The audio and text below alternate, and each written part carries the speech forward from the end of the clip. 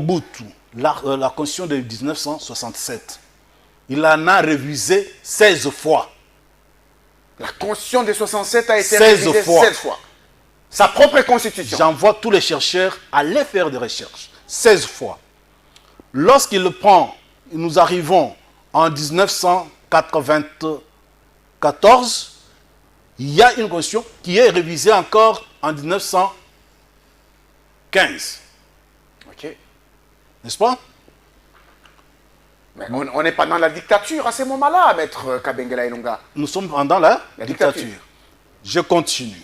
Mzee Laurent Désiré Kabila vient, il prend un décret loi constitutionnelle.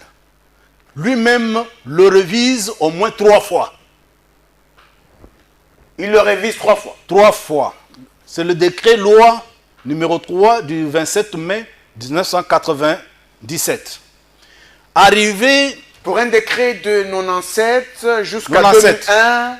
Jusqu'en 2001, déjà 4 révisions. Il s'agit de décret loi constitutionnel numéro 74 du 25 mai 1998. Portant révision des dispositions du chapitre 2 du décret loi numéro 003, ainsi de suite. Deuxième modification. Décret loi constitutionnel numéro 180 du 10 janvier 1999. Et enfin, il y a le décret loi constitutionnel numéro 096/2000 modifiant et complétant le décret loi, ainsi de suite. Il s'est donné des raisons pour ça. Il s'est donné des raisons. Au moins, nous tenons sur le plan scientifique que ce décret loi constitutionnel de 1997 a connu 3 révisions sous Laurent Désiré Kabila. Et la constitution de Mobutu 16 fois. 16 fois. On promulgue la constitution de 2006. 5 ans après, Joseph Kabila révise.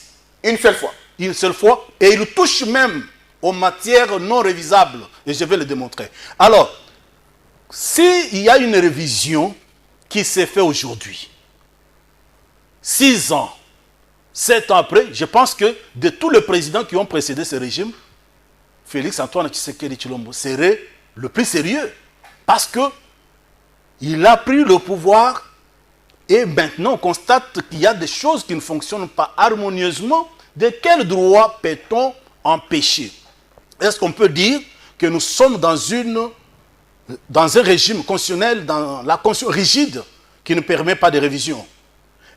On peut penser seulement qu'après lui, celui qui viendrait après lui peut changer. Seulement lui qui a le droit. Ceux qui étaient avant lui pouvaient changer. Ceux qui viendraient après lui peuvent changer, sauf lui. C'est une discrimination intolérable, inacceptable.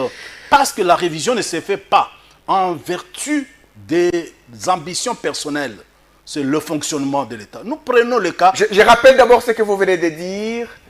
Le maréchal Mobutu modifie sa constitution pendant 16 fois. 16 fois. Laurent Désiré Kabila 3 fois. Joseph Kabila une fois. Dans 5 ans. Dans 5 ans. Et Félix Tshisekedi pendant 5 ans, 0 fois. Pendant 6 ans maintenant. Pendant 6 ans maintenant, 0 fois. Ah, il est le plus sérieux. Le plus sérieux de tous les présidents.